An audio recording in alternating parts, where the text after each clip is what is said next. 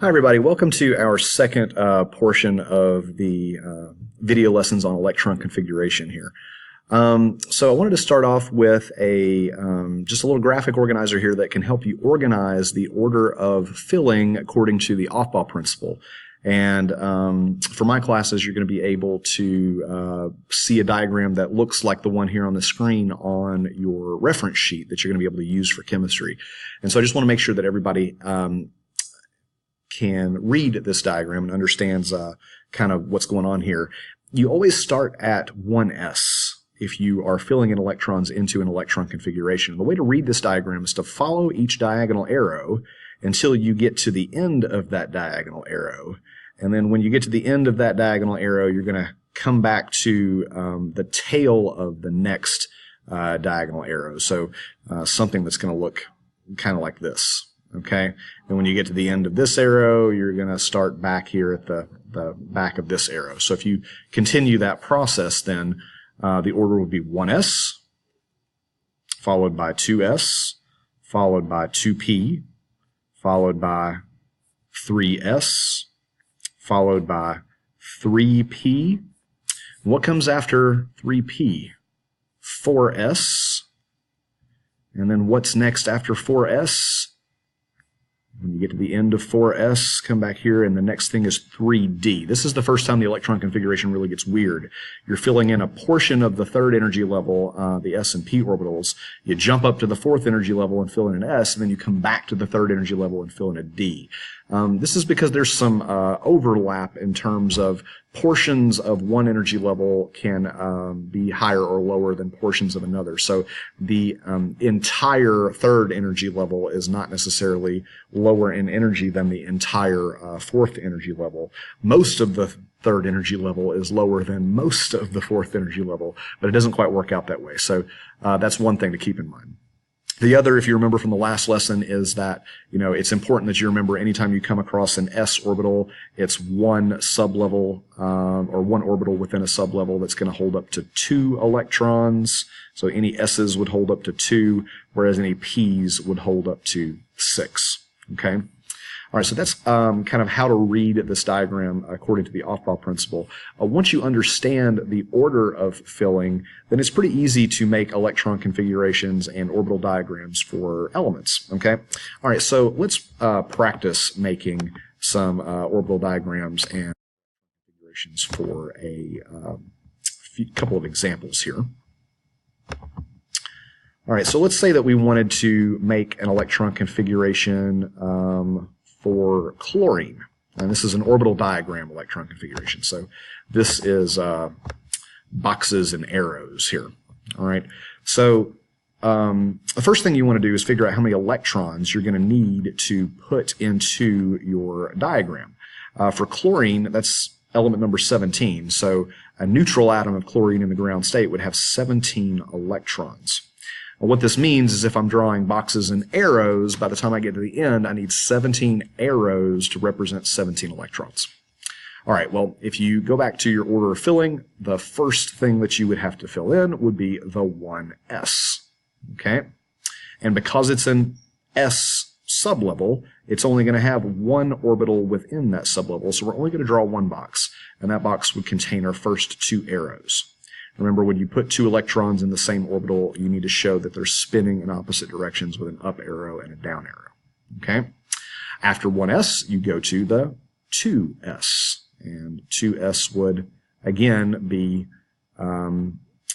just one box because it's still an s sublevel type that only contains one orbital. This 2 means it's in the second energy level, but it's still just one orbital in that sublevel. Okay?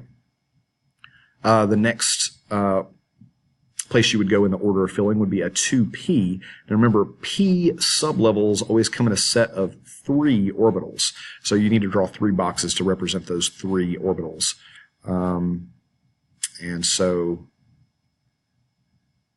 I'm going to draw 3 boxes here. Now, this could hold electron 5, electron 6, and electron 7. Notice I put 1 in each of those spinning in the same direction before I moved on. So then you could put in electron 8, 9, and 10. That was kind of pointing out Hund's rule there. Now, that wouldn't really be important if you're completely filling in the entire sublevel the way that I did here, but it might be important if you stop in the middle of filling up a P or a D sublevel. Okay? All right, now 2, 4, 6, 8, 10. So far I filled up 10 electrons out of the 17. The next place I need to go is 3s, and again, because it's an S sublevel, it only has one box that's going to have 2 electrons in it. So I'm up to 12 electrons out of 17. And so the next place in the order of filling would be a 3p. How many boxes? Just like the 2p, we're going to have 3 orbitals, so we need 3 boxes in this 3p sublevel. Okay? All right, so this would be electron 13, 14, 15, 16, and 17. Okay, so I've got 17 arrows, and this electron configuration goes up to the 3p sublevel of orbitals. Okay, now if you did a smaller electron configuration like nitrogen, then it's really important to understand that the order of filling is always the same order. So it's just how far in the order of filling do you have to go. This time I'm not going to have to go as far. This is going to be a little bit easier because nitrogen only has 7 electrons in it. So, think about how far in this you would have to go to have 7 electrons. It would start at 1s for the first 2 electrons, 2s for electrons up to 3 and 4, and then 2p. Okay, now this is going to stop in the middle of a 2p, so this is really important that you follow Hund's rule here for one like this. Again, Hund's rule says that you got to put 1 arrow in each box, each orbital of similar energy until you have 1 electron in each with parallel spins, so arrows pointing in the same direction to show that. So this is 4, this would be the 5th electron, this would be the 6th electron, and then that would be the 7th electron. So 1 arrow in each of the boxes for each of the 2p orbitals. Okay? So this is called an orbital diagram electron configuration. All right, now, if you wanted to take a look at a regular electron configuration, another way to write the same thing would be to not use boxes and arrows. A traditional electron configuration that's not an orbital diagram simply uses subscripts to show how many electrons are in that part of the electron configuration. So if I wanted to rewrite this as just a standard electron configuration, I could simply do it this way. This would be written 1s2, because I have 2 electrons in the 1s, 2s2, 2p6, because I've got 6 electrons in the 2p, 3s2, and then finally 3p5. So orbital diagram, regular electron, standard electron configuration. Okay, the nitrogen would be even easier. This would just be a 1s2, 2s2, 2p3. And one good way to check yourself if you're doing electron configurations this way, 2 things have to be true. One, you've got to have the order of filling in the correct order, but the number of electrons has to be equal to the number of electrons that would be in a neutral atom of that element. So 2 and 2 and 3 totals up to 7, and I had 7 electrons in the entire thing there. Okay. All right, so just a couple of examples there that show you how to do orbital diagram electron configurations and traditional electron configurations.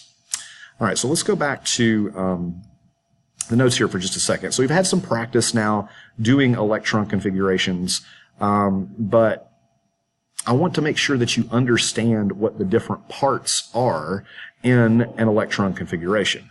So, let's do a quick example here. Let's say I'm doing an atom of sodium. Sodium is element number 11, so its electron configuration would be 1s2, 2s2, 2p6, 3s1. Okay, that adds up to 11 electrons. In terms of the parts of the diagram here, the principal energy level is shown by these big numbers that are in front of each of the sublevel designations. So this number 1 here says that, hey, these electrons are in the first energy level. How many electrons do you have in the second energy level in this diagram? Well, I've got these 2 in the second energy level, and I've got these 6. 8 electrons in the second energy level. Remember doing the Bohr model? We had 8 electrons in the second shell, 2 in the first shell, 8 electrons in the second shell. So this matches up with what we were seeing there. Okay. All right. So that's the principal energy level. This is the average distance from the nucleus is one way to think about that. Okay. Now, the type of orbital or the shape of the orbital, you might remember watching that video and remembering that P shapes are round or S shapes are round and P shapes are those dumbbell shapes. That's shown by the letter. So, we've got a round S-shaped orbital, another round S-shaped orbital here. We've got another round S-shaped orbital here. Here we're going to end up with 3 of those P-shaped orbitals that were those dumbbell-shaped orbitals. So the type of orbital is the letter. That's telling us, what the shape of the orbital is. All right, and finally, third point here, we've got the number of electrons. The number of electrons is shown by the subscripts, the small numbers that are at the top here. So if we want to see how many electrons are in each different part of the electron configuration, all we have to do is look up there. And it's important to note that all of those numbers should add back up to the atomic number of the element. So 2 and 2 makes 4, 4 and 6 makes 10, and 10 and 1 makes 11, and sodium's element number 11 has 11 electrons. Okay?